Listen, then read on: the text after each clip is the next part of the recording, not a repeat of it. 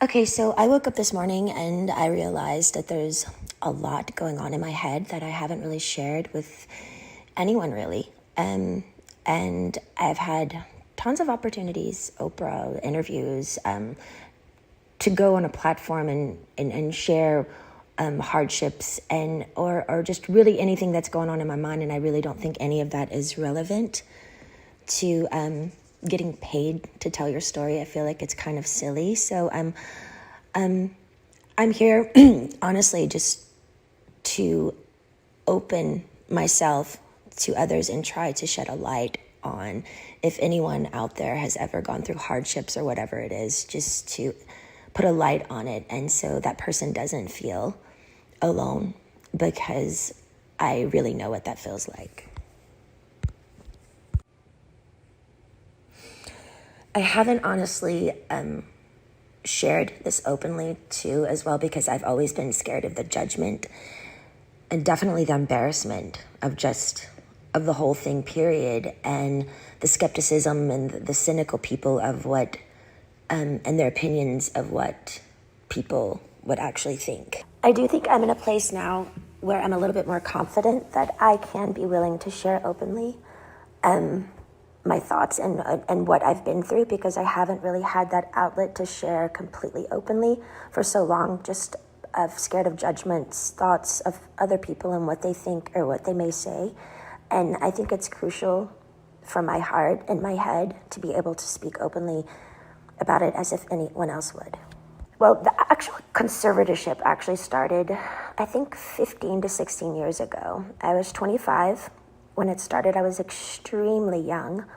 I remember a lot of my friends texting me and calling me, and we were extremely close, and they wanted to see me, but by what had happened, I honestly still to this day don't know what really I did, but the punishment of my father, I wasn't able to, see anyone or like anything. And you have to imagine none of it made sense to me. I literally spoke in a British accent to a doctor to prescribe my medication, and 3 days later, there was a swap team in my home, 3 helicopters, and I remember my mom's best friend and my 2 girlfriends. We had a sleepover the night before.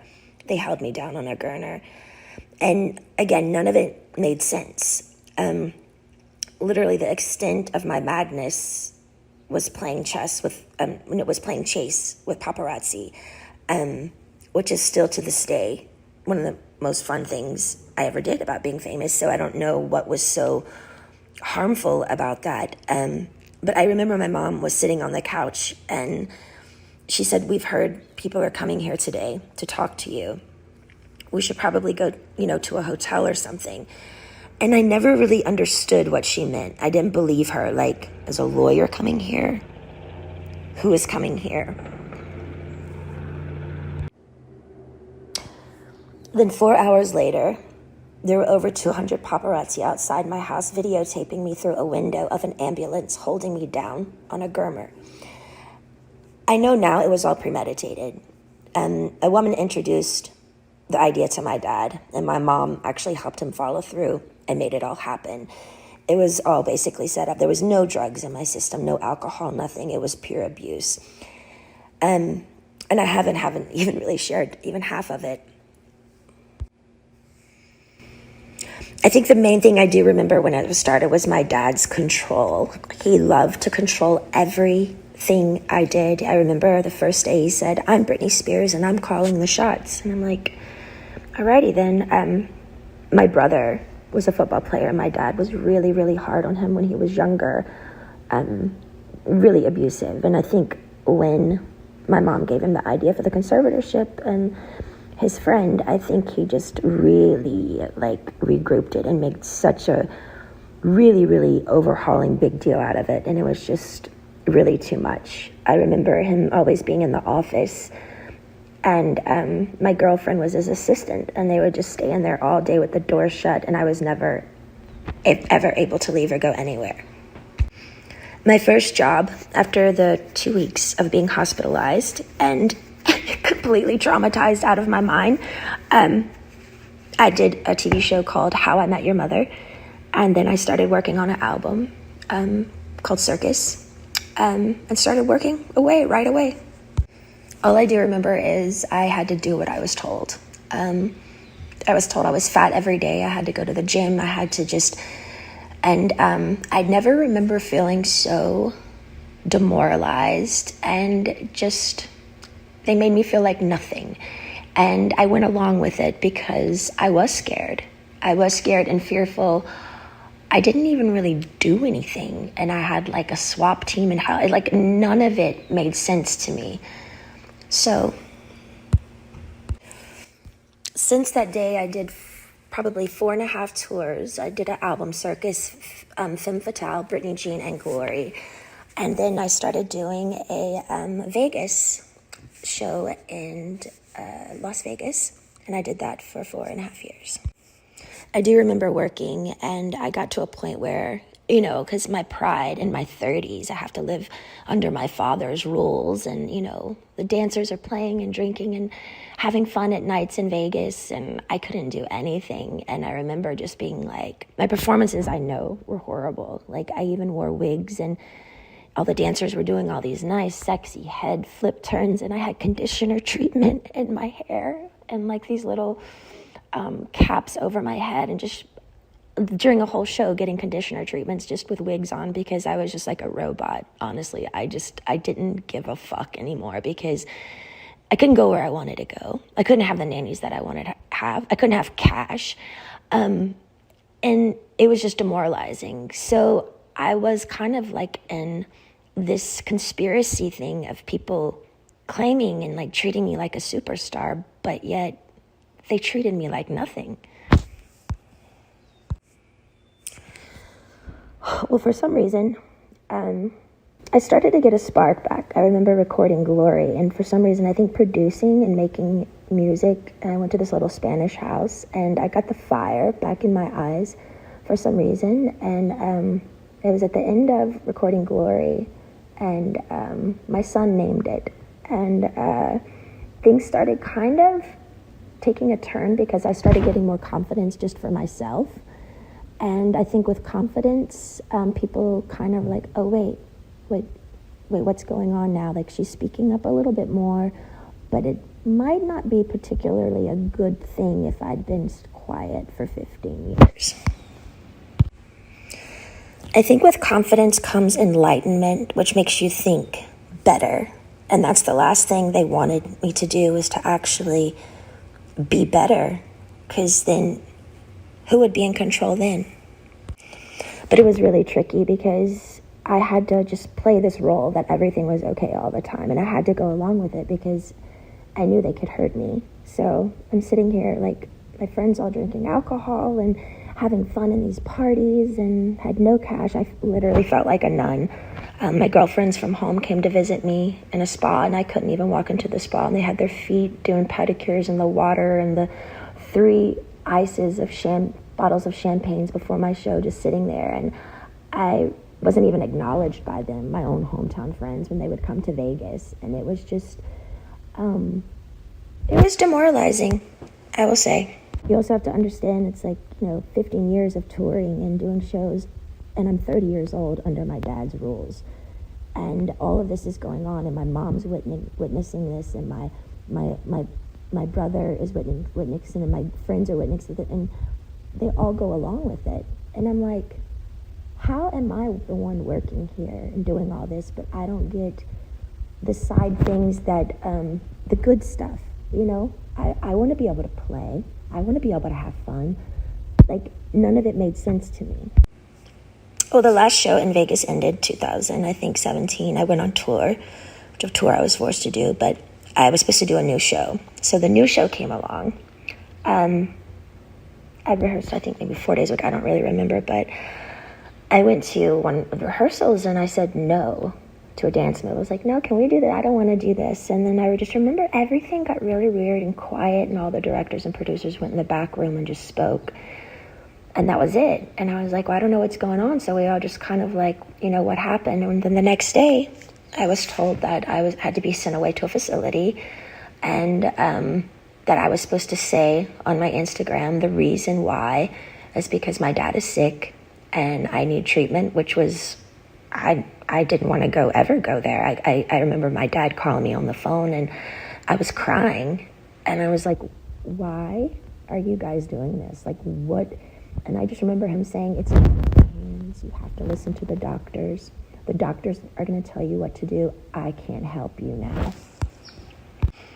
And I remember his last words were, now, you don't have to go, but if you don't go, we're going to go to court, and there'll be a big trial, and you're going to lose. I have way more people on my side than you. You don't even have a lawyer, so don't even think about it. So I did it. I went to the place. I was scared out of my mind. And none of it, again, made any sense of what they were doing to me. And again, I haven't wanted to share this because it's unbelievably offensive, sad, abusive. And honestly, would anybody believe me? I remember the main thing of when I was in that place, that my heart felt like it was frozen, like it was stuck inside, and I wanted to scream and I wanted to get out. And I think by a needle and thread, it was the breathing peacefully inward that I missed the most. I felt like I was in a state of shock, almost like when an old person feels helpless and they're literally going through some sort of shock treatment and they can't relax their body because they don't have the answers of why they can't have their own keys to their car and put it in the ignition and walk outside, and their own security guards at every door saying they can't go. Sitting down, drawing 6 galls of blood every week. Weak as hell. And then calling, and my family is in Destin at my beach house. It didn't make sense.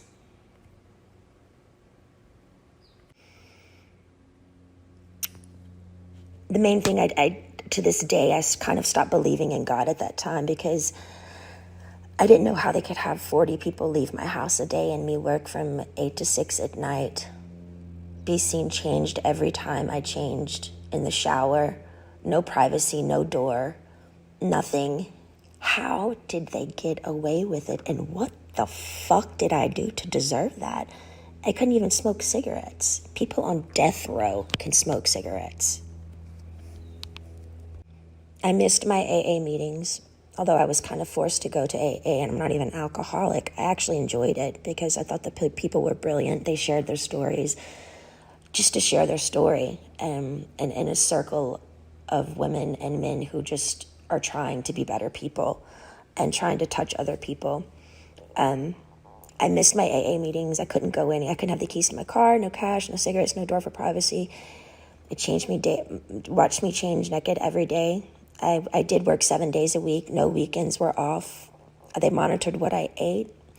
From 8 to 6, I work. Sometimes at 9 o'clock, I'd be able to watch a movie. Finally, the owner of the whole facility that I was always texting to try to be able to go somewhere, just get out of the house, that place somehow, he had to let me go because the Free Britney campaign came out. With all the pink t-shirts, I saw it on a lot of the morning shows, and people by word of mouth, and I think just by my fans knowing by heart that something was up. I remember one of the guys were on an interview on the street, and he said, you know what, I could be totally wrong, and if I'm wrong, I'll be really, really embarrassed, and I'll just go have a drink somewhere. He said, but I do feel like they're doing something to her right now, and I'm not surely what it is, but that's what my heart says. But the whole thing that made it really confusing for me is these people are on the street fighting for me, but my sister and my mother aren't doing anything. To me, it was like they secretly, honestly liked me being the bad one, like I was messed up, and they kind of just liked it that way. Otherwise, why weren't they outside my doorstep saying, baby girl, get in the car, let's go? I think that's the main thing that hurt me. I couldn't process how my family went along with it for so long. And I mean, almost half a year, you know? And their only response was, we didn't know. I'm like, I'm on the phone telling you right now, I'm here, please. Eventually, by the grace of God and praying on my knees, I left the place. But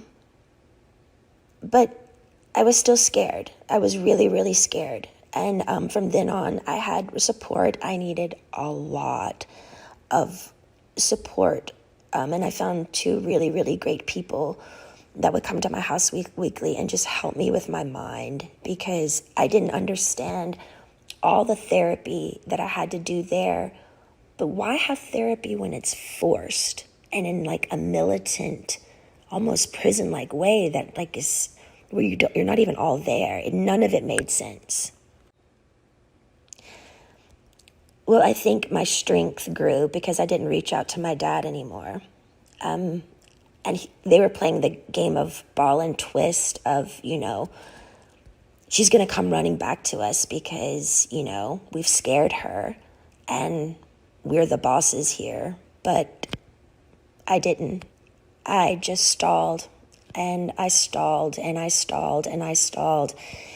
And finally, I think they just knew I wasn't going back. And I finally got a lawyer. A wonderful friend finally got me a lawyer. And he really helped me through it. To me, the thing was, I think the trauma of all of it and just the whole thing together and going down to how much effort and work and heart I put in to what I did when I did work, even down to the details of how many rhinestones are going to be in my costume. And I cared so much. And they literally killed me. They threw me away. That's what I felt. I felt like my family threw me away. I was performing for like thousands of people at night in Vegas, the rush of being a performer, the laughter, the joy, the respect. I was shaking over 40 people's hands every night before a show, training weekly, 3 training sessions a week, AA meetings, therapy sessions. My dad literally, I was a machine. I was a fucking machine. Not even human, almost. It was insane how hard I worked. And the one time I speak up and say no in rehearsals to a fucking dance move, they got pissed. I feel like the scare tactic and how badly they treated me in the end, I think they thought I was going to come begging back to work again because they thought, I needed them. Because they put me in an ignorant, scared state of mind to make me feel like I needed them. And if you don't do what we say, we're going to show you who's boss. I didn't play their game anymore. I got on my knees every day and I prayed. I held on like a needle and thread to some sort of existence because they had made me feel like nothing for so long. I knew in the deepest, deepest part of my core, I knew I'd done nothing wrong and I didn't deserve the way I'd been treated. I do think the hardest thing for me was I wanted to use my feet and leave and run or go somewhere. I had to be placed in a chair from like 8 to 6 every day. I couldn't take it. I talked to rabbis. I've talked to grown men about it, and they're like, we don't see how you did it. Honestly, I don't either. And through that, I remember saying, I don't believe in God anymore. I honestly deserve an award for acting like I was okay every day. I thought they were trying to fucking kill me. I remember one time I was backstage and I needed my inhaler. And I opened up to my assistant because I had my phone with me, which I'm not supposed to have my phone underneath the stage. But I said to her, you know what I'm doing. I was talking to a guy and he wanted to just leave the country with me. We had it all set up to just leave. And it was a secret relationship. And I said, my biggest fear was, what would my dad do if I did do something wrong? What if I left the country? And what if they found me? And what would they do? And I said, I feel like they would lock me up or something or really hurt me. And she looked at me and she said, are you kidding me, Britney? Your dad would never do that to you. And I didn't even do anything wrong, and he still did it. I'm honestly more angry at my mom because I heard when reporters would call her at the time and ask questions of what was going on, she would go innocently hide in the house, and she wouldn't speak up. It was always like, I don't know what to say. I just don't want to say the wrong thing. We're praying for her. I feel like she could have gotten me a lawyer in literally 2 seconds. My friend helped me get one in the end, but every time I made contact with a firm, my phone was tapped, and they would take my phone away from me. And again, I get nothing out of sharing all of this. I have offers to do interviews with Oprah and so many people, lots of money, but it's insane. I don't want any of it. For me, it's beyond a sit-down, proper interview. I had no contact in that place for so long, and my heart would just want to stand up in my family's faces and scream and cry and throw a tantrum and go back in time and do exactly what I wanted to do at those times. Yeah, and might even spit in their fucking faces. Why? Because the pain my family gave me, sitting me there all day and not being able to use my feet, as they watch their grandchildren run bases to base in a family neighborhood, as if I'm dead or I don't exist, honestly makes me look up and say, how the fuck did they get away with it? How is there a God? Is there a God? Giving 8 galls of blood weekly, not being able to stand up. I was so weak. And my family's at my beach house. I was scared, broken. I'm sharing this because I want people to know I'm only human. I do feel victimized after these experiences, and how can I mend this if I don't talk about it? I have an amazing song right now with one of the most brilliant men of our time, and I'm so grateful.